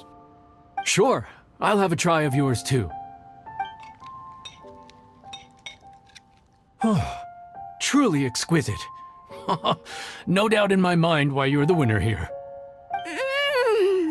This Adeptus Temptation is really good. It's so fresh, I'm almost moved to tears. Well, just goes to show that you have a taste for the finer things in life. No, you've got me all wrong. We're just a small neighborhood restaurant too, so I totally understand. Food is life, and customers are at the heart of all food culture. So humble food cooking is not to be looked down upon. Is that right? Huh. I'd heard you'd gotten famous for your experimental approach to cooking and were all about fancy and exclusive foods. Never realized you'd done your time in a small kitchen, too. Well, there you have it. All the greats come from the smaller places. The same goes for you. You can't work in an inn kitchen unless you know how to consistently please customers. It's no wonder your food is so top-notch. You're the kind of competition I'm glad to have. Let's stay in touch. Maybe we can find some time in the future to trade tips. You got it. And next time we meet as competitors, let's both be even better than we are now. All right, deal. Traveler, Paimon! Thanks for coming. Did you get to try the food? Don't even go there. Paimon's still peeved. I can't believe it. You didn't get picked? Well, never mind. Don't get mad. I'll make some more for you when we get back. You will? Woohoo! Great! Oh, the organizer said that Yan Xiao and I need to go register our delivery addresses. Apparently, they're gonna deliver an exclusive ingredients package and the prize money at a later date. So I need to get moving. I'll come find you guys after. Xiangling seems really happy. Good for her. Looks like Kuching and Ningguang left already. As the organizers, they must have gone to wrap up some last-minute things. Let's go ask them for an update about the statue.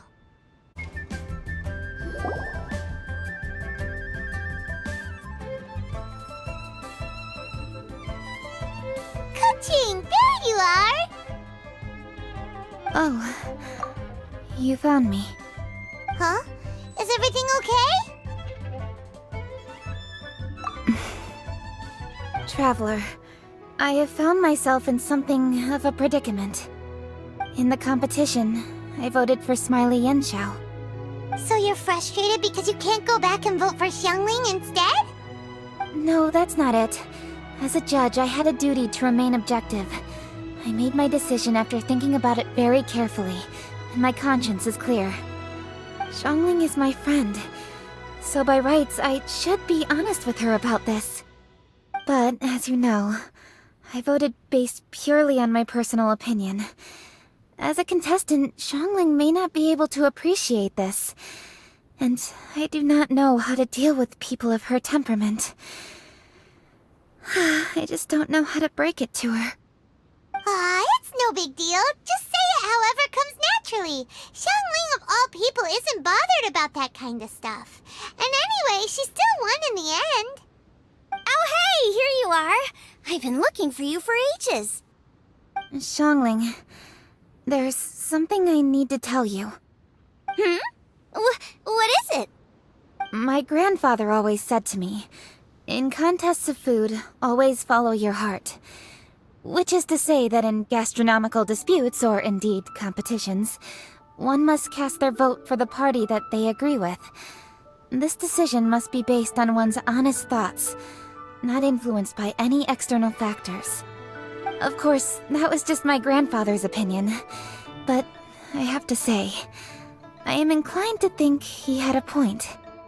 So, despite the fact that I am your friend, I cast my vote for Smiley Yenshou's Adeptus Temptation.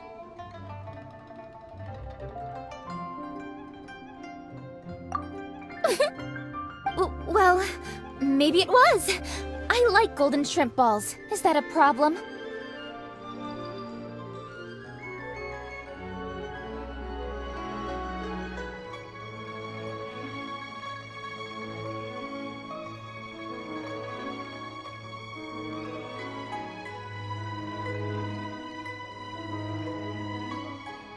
You were acting so serious that I honestly thought something was up. It's fine. Doesn't bother me one bit. Huh? You voted for who you wanted to, and that's totally okay. In fact, that's exactly how it should be. Otherwise, how could it be a fair competition? So, you made a point of telling me. Is that because you were worried that it made you a bad friend? Don't be absurd. Didn't I say already? I love this about you. You're just so conscientious about everything. Half-baked feedback just isn't meaningful to me at this stage. Seeking reassurance is what novices do, and it's been a long time since I was a novice. The way forward from today will only get more challenging, as will the dishes I'll need to cook. Honestly, I'll need friends like you along the way. You have a strong sense of responsibility, Kuching. But you know, not everything is always about responsibility. Yes, you're a Qixing, but you're also you, Kuching. When you're with friends, you don't need to think about everything so thoroughly. You know that's what Ningguang's like, right? Beto's always telling me about how well she gets along with Ningguang. They even play chess aboard her ship sometimes. So you see, Ningguang's kind of bold in that she doesn't let her identity and reputation get in the way of her ability to have a good time. You could take a leaf out of her book. Outside of work, it's time to let go and relax. Traveler, Xiangling, anyway, what are we standing around here for? Let's go and check on the status of the Stove God statue. Oh, yeah! Paimon had nearly forgotten about that. Let's go see.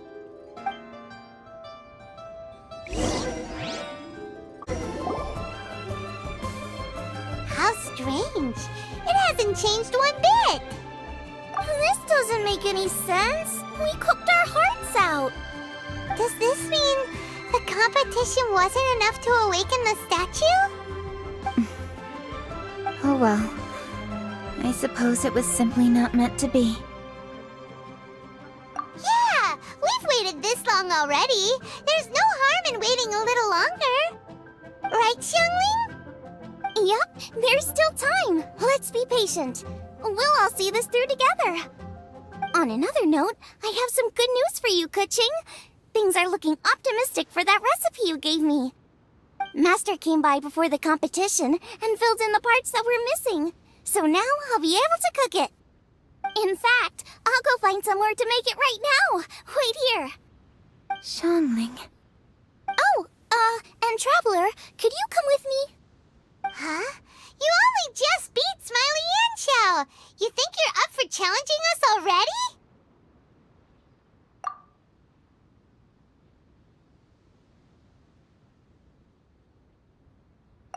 Obviously not what I meant. You collect recipes, don't you? I thought you'd probably be needing this dish during your travels, so I figured I'd share it with you. Oh, right! Paimon knew that. Sheesh, we totally misread that situation. Huh? Jeez, careful eating your words so fast, you'll give yourself heartburn. What are you staring at me for? Go on, go get on with your cooking.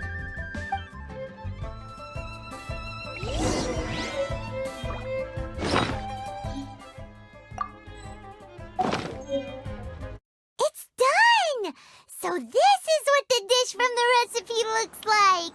Let's go give it to Kuching. Mine's ready too. Let's go together.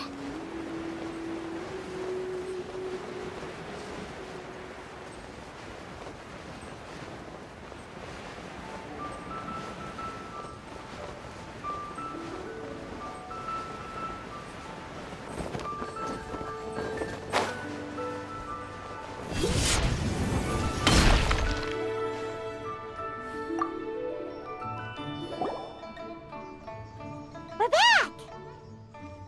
The Traveler and I made one each. Here, have a taste while it's still warm. Thank you. Don't mind if I do.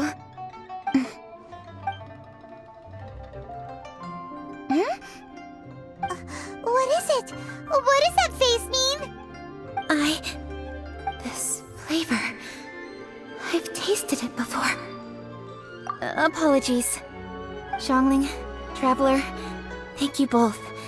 This is everything I had hoped it would be. It tastes wonderful and quite amazingly. Somehow it took me right back to my childhood, when my grandfather was still around. Really? That's awesome! I didn't have a chance to fully explain before. In fact, when Master had filled in the missing parts of the recipe for me, I realized that I already knew how to make this dish. You already knew? You mean you were able to make this without ever seeing the recipe? Uh-huh. My dad taught me how to make it. Wait, but isn't this dish from Kuching's grandpa's notes, though? About that, I do not believe that this recipe was my grandfather's creation. My grandfather was a well-known real estate tycoon in Liyue, and also a scholar. He was an avid collector of old books and was quite knowledgeable on many of Liyue's customs and traditions that are no longer practiced. As a child, I used to spend a lot of time with him in his study. We'd read the classics together, then debate how much of it was actually genuine, and whether Rex Lapis was real or not. He used to say, books are just a bridge that bring us a little closer to history. It's up to those of us in later generations to ask these questions, search for the answers, and decide what they mean. Since then, my grandfather has passed on, and I've grown up to become a Chising. My views on Rex Lapis have changed in this time too, from myth to reality. For me, the name Rex Lapis is inextricably wound up with memories of my grandfather. Whenever I see his name written down, it always reminds me of sitting in my grandfather's study, seeing all of his notes. As I said earlier, this recipe came from those same notes. It's an ancient dish that he was trying to restore to its original form. But, unfortunately, without the full recipe, he never quite succeeded. Still, each time he tried cooking it, he'd always get me to have a taste while it was still warm. The memories. This really is the taste of my childhood. Ancient dish? Are cornbread buns really that old? Well, at least in my family it is. My dad learned how to make it from his dad, and supposedly it's been passed down that way for generations. We call them chili minced cornbread buns. They're a traditional folk food snack, easy to pack up and take with you on the road, so they're the perfect thing to eat on the go. Seeing Guoba just reminded me of something. I actually made this dish on the day I first met Guoba. How did you first meet? It was in a cave in the mountains. I ducked inside to get out of the rain and saw an offering table in there, so I put the cornbread buns I brought with me on it. Then I ended up falling asleep, and when I woke up, I found out that Guoba had eaten every last one. Guoba followed me around ever since. We're practically family now. Hold up! Stop the conversation! Look! The stone! It burst open! It's... Guoba? What are you... What? Ah, I see the chili minced cornbread buns have been served. Master! Granny, look! The stove god statue looks just like Guoba! Oh, indeed it does. After all, Guoba is the deity you've been searching for, god of the stove. Guoba is a god? You asked me if a sufficiently festive atmosphere would be enough to reawaken the stove god, and my answer is this: yes and no. The stove god has always been a deity with great affection for the people, and who acts in response to their desires. To him, the heart's passions and the heart's desires are not the same thing. Passion can be a technique, a skill, something derived from experience.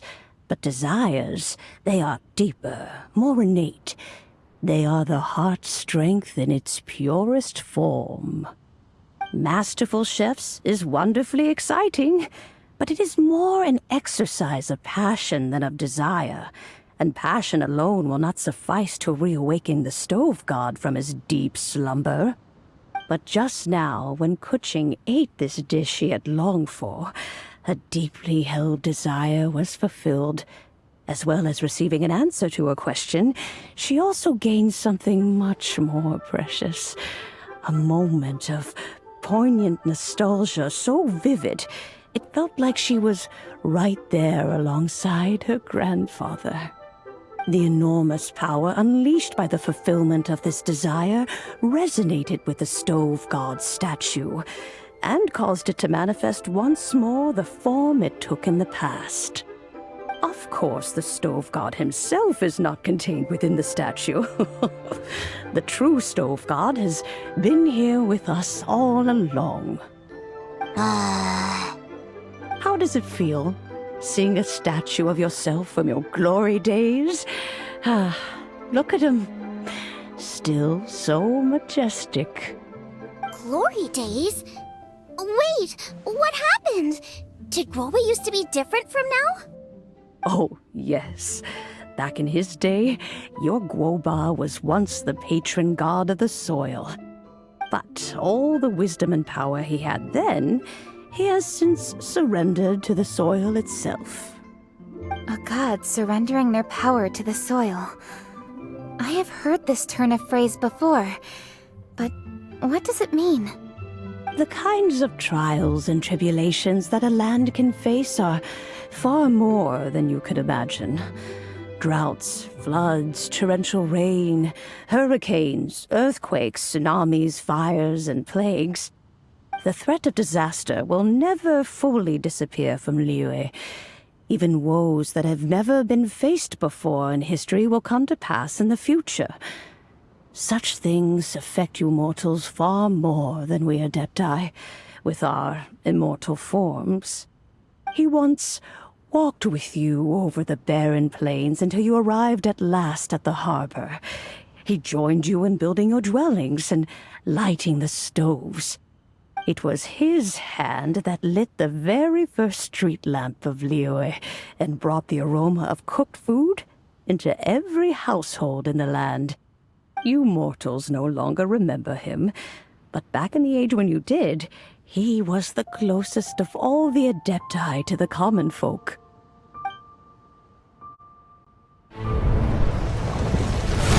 Moonchase, god of the stove, born from a spark when stone struck stone. He was a god with a great love for humanity and their well-being. Millennia ago, the people sought to expand their city. They built a dwelling on the plains and called it the Guili Assembly. The stove god cared greatly for the people, turning himself into minions who went into every home, fostering food and solidarity alike. Alas, their home was taken by a flood.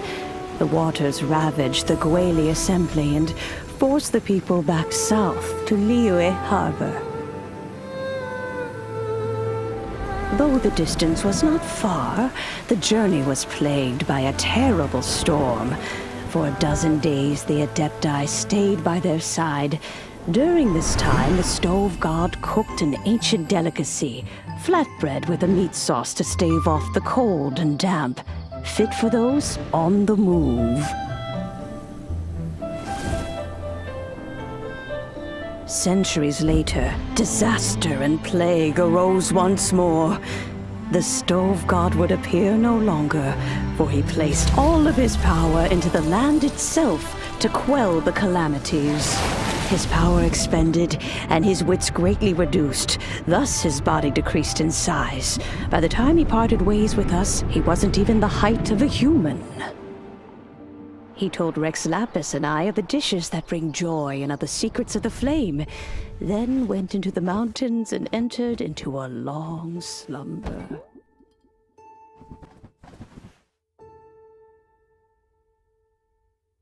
The stove god departed, and Guoba was born. When he awoke, he ate the chili mince cornbread buns placed on the offering table by a young lady in yellow. Though he did not remember the past, he was profoundly moved and decided to follow this young lady thereafter. The stove god had quietly disappeared, but the vendors rose early to hawk their wares. People went out to buy goods, lit their stoves, and cooked food, just as they had done every day for as long as they could remember. In Liyue, things have always been this way.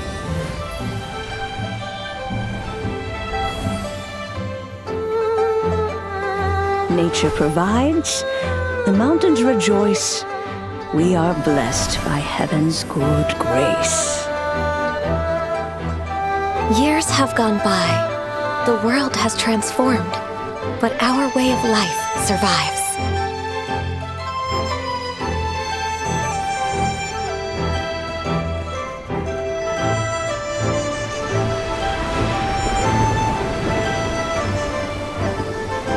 Fame and fortune is only a season. It is the moment that we should embrace.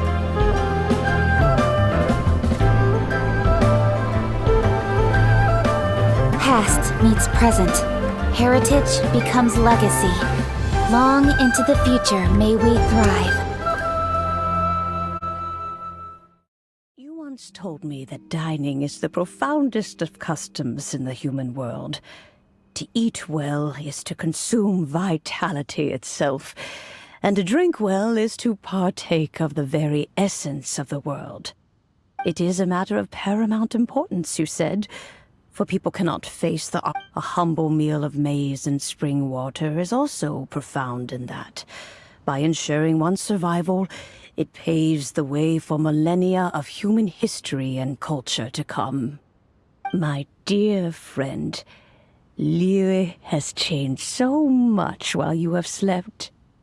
Looking at the prosperity and beauty around us today, does it make you happy? Guoba, this is kind of a huge deal. Why didn't you say anything? He is not who he once was. Even the power of speech evades him now. There is no way he could have told you. Oh. Guoba, but... Xiangling.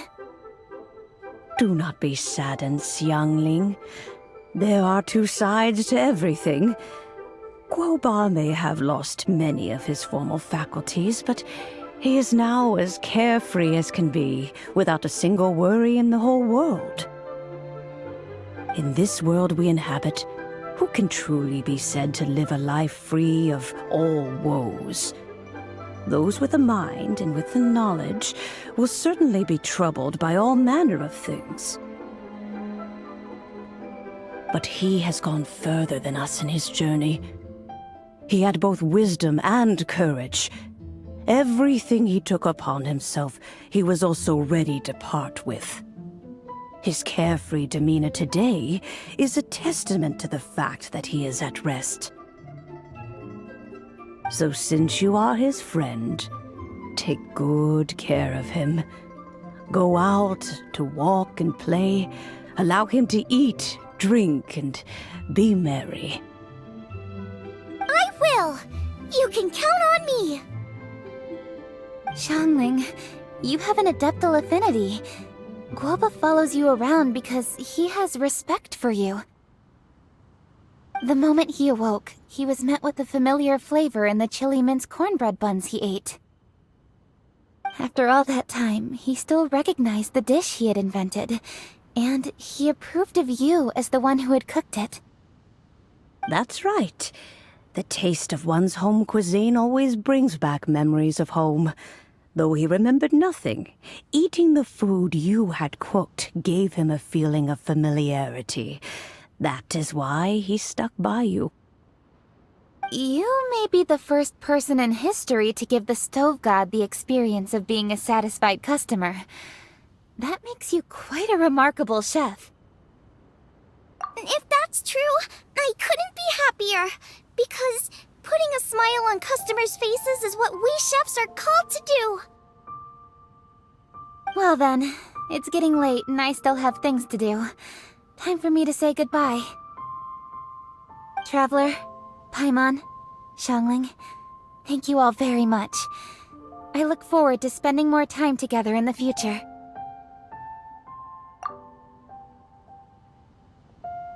I guess my dad's probably heard the good news already, but I should still go catch up with him. Master, it's been a while since you came by. Why don't you join me? He thinks about you all the time, you know. He's always telling me to invite you over. Oh, goodness me. Then, far be it from me to refuse. Off we go, then. Let's saunter over gently and see how all the city folk are getting along.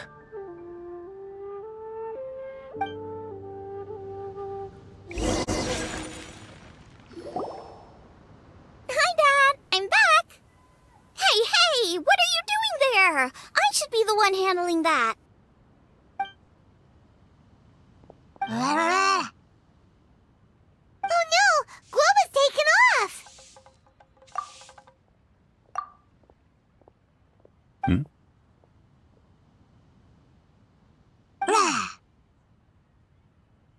Oh, it's you. Hello there, old friend.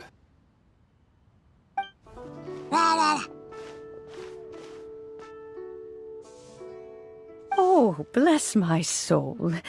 Are you out for a stroll as well? Given the season, it felt fitting to take a leisurely walk while the meal is being prepared. Quite right. And it also gave us the chance to run into you. Guoba may not recognize you, but as ever, he seems quite delighted to see you. So, Guoba doesn't remember anything, but can still feel when something's familiar? Friendship will always withstand the ravages of time. Traveler, what do you think of the name of this festival? Moonchase. The moon is a carrier of countless emotions. So many things only seem to surface as we gaze up beneath its poignant glow. Wherever the moonlight shines, the heart is wont to follow. Fond memories of those no longer with us. Debts of gratitude to old friends. The meaning of ages past and gone. All wrapped up in the city that has existed for so many moons to date. All these things and more. They are why people chase the moon. In old age, the sight of many things puts one in a wistful mood. But children are always a beautiful sight to see. Such exuberant life force. It seems to well up from deep within the land itself. A land that has been in existence for so many millennia, and yet one that still dazzles today.